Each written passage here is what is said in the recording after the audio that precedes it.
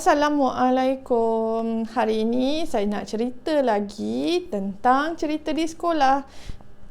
Tujuan utama section ataupun playlist cerita dekat sekolah ni diadakan bukanlah untuk menceritakan tentang keseronokan, cerita-cerita lawak dan momen-momen indah di sekolah semata-mata, tetapi saya juga membawa playlist cerita dekat sekolah ni sebagai satu ruang untuk ibu bapa mengetahui the real picture anak-anak mereka di sekolah. Dan daripada koleksi cerita-cerita saya yang saya ceritakan, yang saya kongsikan dari pengalaman sendiri ataupun apa yang saya kumpul daripada kawan-kawan guru, saya harap dapat memberi reflection kepada ibu bapa dan menjadikan ruang YouTube channel Teacher Sherry ni sebagai reference untuk parents juga find out ada tak elemen-elemen yang berlaku kepada anak-anak anda di rumah, tetapi actually anda tak sedar that things are not within your knowledge, satu. Dan yang keduanya, ada ruang yang boleh dibaiki tetapi anda tak nampak sebagai parents. So ini adalah niat utama saya membawa kisah playlist cerita dekat sekolah ke dalam YouTube channel saya ini. So jangan risau, bukan sentiasa happy, bukan sentiasa juga sedih, tetapi hari ini saya tak boleh nak elakkan daripada topik ini kerana bendanya real juga. So kalau saya postpone pun, satu hari kita akan sampai ke topik yang sama ini, iaitu perceraian dan impak kepada anak murid. Cuma kisahnya berbeza. Okey. So macam ni ceritanya. Sebelum saya mulakan, apa kata anda subscribe dulu ke channel ni so that anda boleh tengok cerita-cerita yang akan datang dan cerita yang lepas. So subscribe, dan kalau benda ini bermanfaat, bolehlah anda kongsikan video ni ataupun channel saya kepada ibu bapa yang lain. So mari kita mulakan cerita impak perceraian kepada anak murid kali ini. Okay. So kisah ni berlaku antara 2014 dan 2015. So waktu saya baru join satu sekolah sebagai guru hal ehwal akademik, di mana sekolah tu ialah sekolah tahfiz sebenarnya. So anak murid tahfiz ni datang dari pelbagai background, sama macam sekolah biasa sebenarnya, tetapi di sekolah tahfiz ni selalunya kadang-kadang boleh jadi ekstrim dia punya social background tu. Okay, tapi tak apalah, itu memang normal. Jadi saya pun masuk sebagai guru hal ehwal akademik. Satu hari nak dijadikan cerita, datang seorang ayah membayar yuran. So ayah ni datang, dia bayar yuran 1 tahun tahu untuk anak. Jadi saya punya kerani tanya kat saya, puan, orang ni nak bayar 1 tahun, nak buat macam mana? Saya kata just terima pembayaran, keluarkan resit, buat macam biasa, saya kata kan. So orang tu staff ni takut sebab melibatkan duit yang beribu-ribu. Okay, so tapi saya kata tak apa, benda ni normal, sebab kita kena faham sekolah tahfiz ialah sekolah private. Satunya yuran agak murah berbanding sekolah international, sekolah private yang jenis lain selain daripada tahfiz kan. Dia yuran sekolah tahfiz ni usually murah. Okay, so saya kata tak apa, just terima. Okay, apa yang parents tu nak bayar, dia nak bayar setahun ke untuk tahun ni, so confirmkan yang itu, buat pembayaran, settle. Jadi waktu saya bercakap, saya tak pandang siapa parents tu, dan saya juga bercakap normal sajalah, macam because barrier antara saya dengan kerani tu tak jauh, tapi saya tak boleh tengok parent tu. Okey, tak apa. So lepas dah Astagfirullah. Lepas dah parents tu dah bayar, saya dengar bapak tu tanya, itu siapa yang bagi kuasa apa semua tu siapa? Saya dengar soalan-soalan macam tu. So staff pun jawab. Sekali lagi kerani datang. Kerani kata, puan, parents ni nak jumpa. Lepas tu saya pun macam cakap, tak apalah, masuk dalam bilik saya. So bila masuk dalam bilik, parent ni sudah kata kat saya, saya nak jumpa anak. Dia kata, okey, katalah nama anak dia Amir. So saya nak jumpa Amir, boleh? Okey, boleh. Lepas tu saya ingat ke parent ni nak pergi ke kelas lah. Saya tanya dia, cik nak ke kelas atau nak saya panggil anak murid?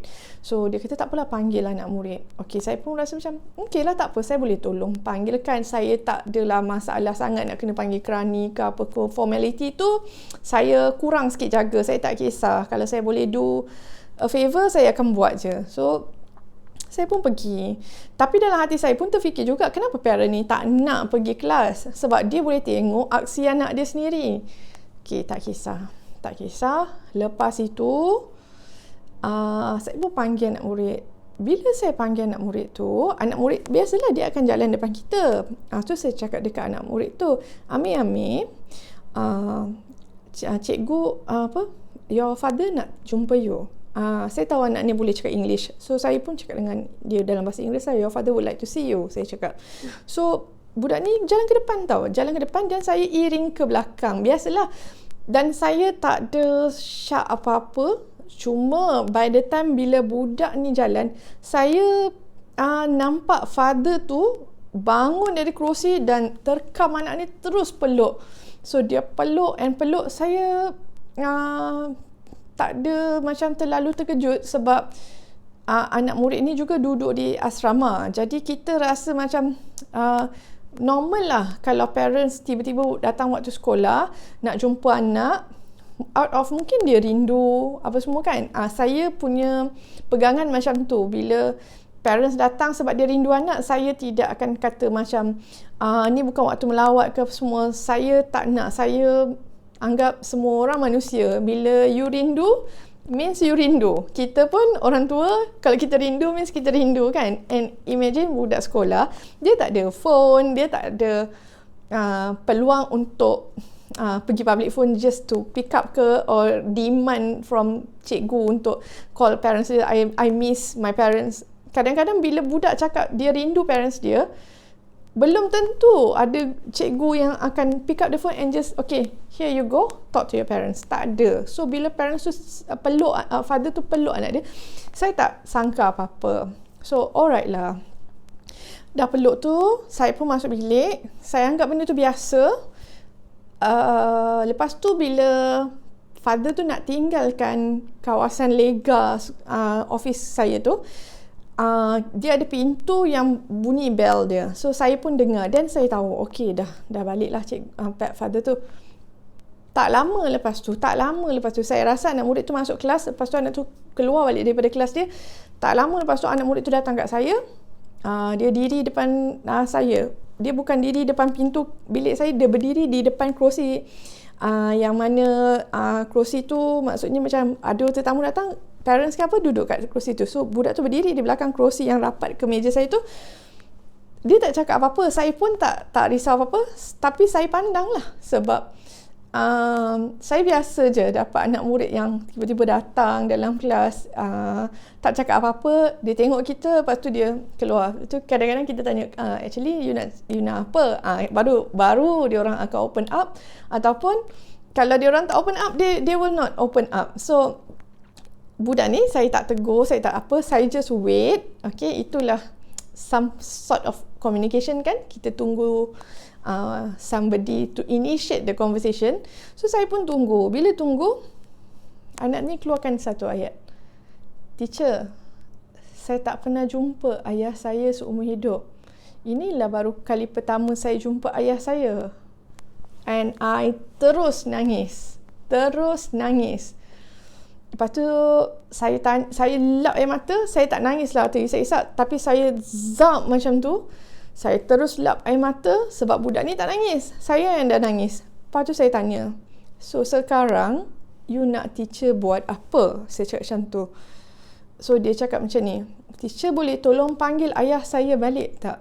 Tadi saya tak sempat cakap apa-apa dekat dia. Tapi saya nak dia tahu saya sayang dia. Ayah ni sebelum dia keluar,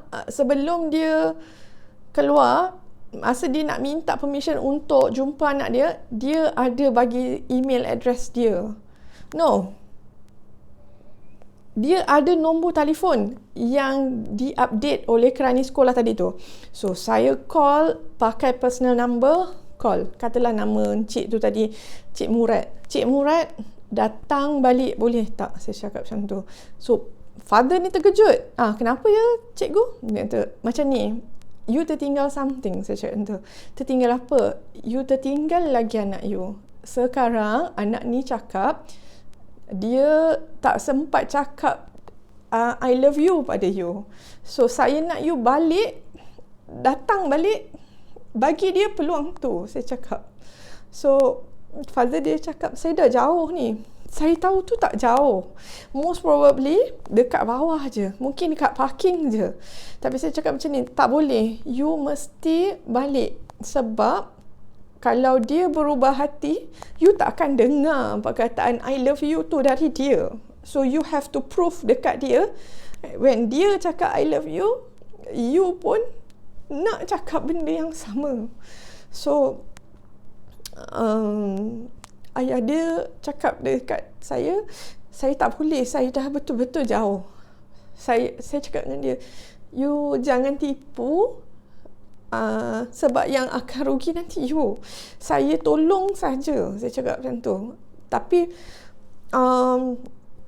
father tu cakap, saya minta tolong dengan cikgu, saya merayu, cakap dengan dia, esok saya janji saya datang. Okey, saya cakap, esok cik mesti datang, saya cakap macam tu. Ingat cakap saya, kalau you miss this chance, mungkin dia tidak akan cakap lagi I love you tu pada you, dan you tak akan dengar seumur hidup you. Lepas tu, dia kata saya janji.